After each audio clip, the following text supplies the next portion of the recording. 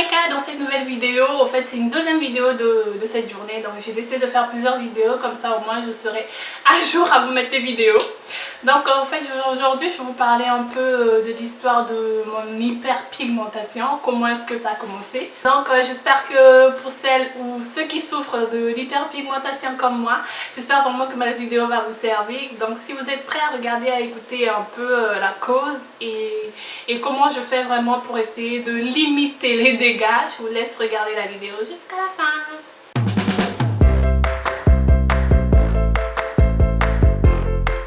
J'ai jamais vraiment souffert quand j'étais petite, j'avais pas ce problème d'hyperpigmentation. C'est quelque chose qui est vraiment apparu à l'adolescence, au fait quand au moment j'ai commencé à traverser la puberté et avoir des taches et des boutons, je veux dire des boutons, et comme je ne supporte pas les boutons, donc je me mettais à appuyer les boutons tout le temps, c'est pareil, même jusqu'à présent je ne supporte pas les boutons sur moi, donc je passe mon temps à appuyer les boutons, à casser, et c'est ce que je vous déconseille vraiment de faire ça parce que c'est pas bon. Pendant mon adolescence, j'avais eu l'apparition, j'avais pas vraiment beaucoup de boutons, mais j'avais 2-3 boutons qui apparaissaient et je passais mon temps à les casser. Et quand je les cassais, j'avais des taches qui apparaissaient. Donc je vous imaginez, cette semaine j'ai 2 boutons, je casse, il y a les taches qui apparaissent et disparaissent. Après la semaine prochaine j'ai encore un autre bouton et au fur et à mesure, j'avais plein de taches. Par contre, je ne souffrais pas encore de l'hyperpigmentation. Mais après, j'ai commencé à remarquer que il n'y avait pas seulement des taches qui restaient sur mon visage, j'avais maintenant des endroits qui devenaient un peu plus sombres sur mon visage et je ne comprenais pas pourquoi. Parce que quand j'étais petite, j'étais vraiment uniforme partout. Ça allait, je me disais, c'est juste la puberté que je suis en train de traverser, donc il y a des changements dans mon corps et tout, donc voilà et tout. Ensuite, quand j'ai voyagé, je suis allée faire mes études en Pologne.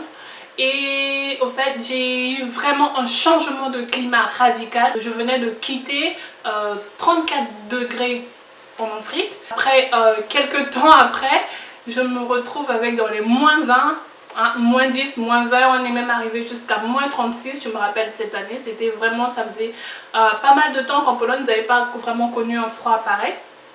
Et moi, la petite africaine qui débarque et tout, et je subis ça. J'ai eu pas mal de problèmes avec ma peau, j'avais de la peau qui pelait, j'avais vraiment, je ressemblais vraiment à un serpent. Il y a la peau qui est en train de pondre et tu peux tirer.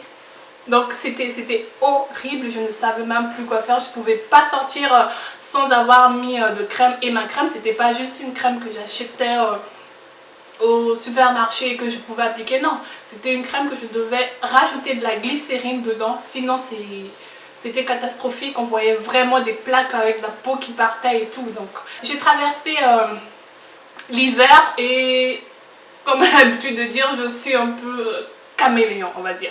Pendant l'hiver, je sais pas, je prends au moins 3-4 teintes de plus, et plus claires je veux dire.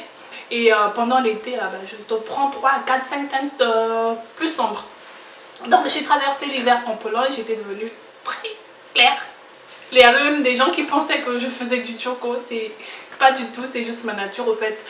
Je change, ma couleur de peau change comme ça brutalement selon les saisons et j'ai même l'impression que j'utilise un nouveau produit, non, c'est pas ça. Jusqu'à présent c'est toujours pareil, mais par contre pas sur le visage. Ça se fait souvent au niveau de mon corps, souvent vous allez voir là on est en automne, je commence déjà à changer. Et pendant l'été aussi je vais bronzer automatiquement, donc voilà. J'ai traversé l'hiver, j'étais devenue très claire, j'avais la peau qui pelait. Ensuite on est passé à l'été parce que le printemps et l'automne c'est vraiment 2 saisons qui sont presque inexistantes en Pologne.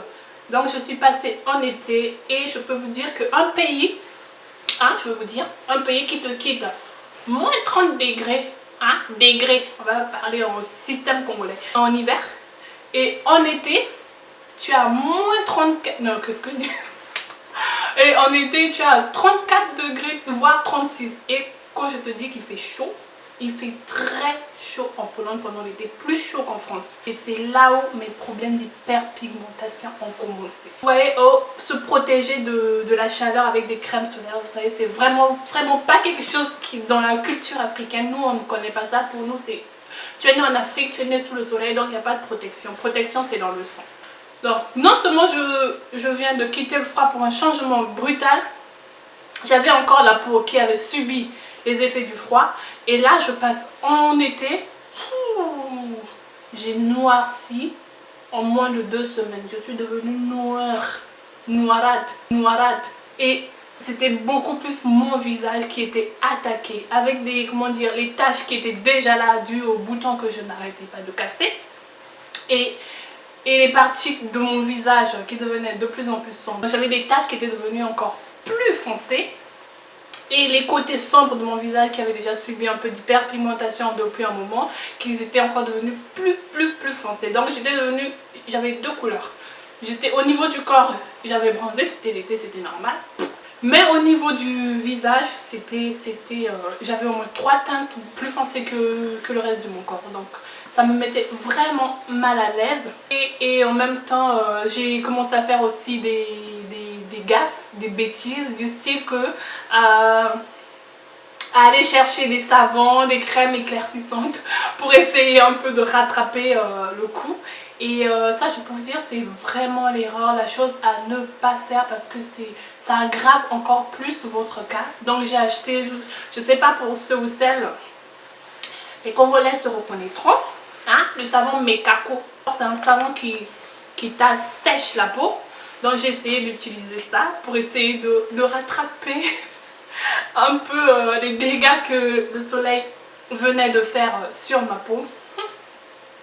Ça n'a pas marché Non, au fait ça a marché. Mais ça a marché, ça n'a pas donné le résultat que j'espérais. Ça m'a éclairci, on va dire. Mais ça a éclairci des zones. Je vais vous expliquer. Là c'est au niveau de mes joues. Je n'ai pas d'hyperpigmentation, donc voilà. Et en général, je souffre de l'hyperpigmentation de ce côté. Donc, une ligne et qui descend tout autour comme ça. Donc là, au milieu, j'en ai pas. C'est les côtés là où je souffrais de l'hyperpigmentation et que j'avais des taches étaient devenus un peu plus clairs. Mais par contre, les autres couleurs là où je souffrais pas d'hyperpigmentation, j'étais devenue jaune. Donc sur mon visage, j'étais devenue Coca Fanta. Donc ici, j'étais Coca et ici, j'étais Fanta. Et j'utilisais aussi, à part le Mekako, j'ai aussi essayé d'utiliser les crèmes HT26 si je ne me trompe pas. Et ça c'était pareil, c'était catastrophique. Franchement j'avais une couleur qui était pas du tout jolie, c'était affreux. Donc j'ai décidé d'arrêter ces crèmes et ce savon. Et en arrêtant, quand on arrête le choco, vous-même vous savez comment est-ce que ça fait. J'ai devenu comme le caca. Tu vois le caca?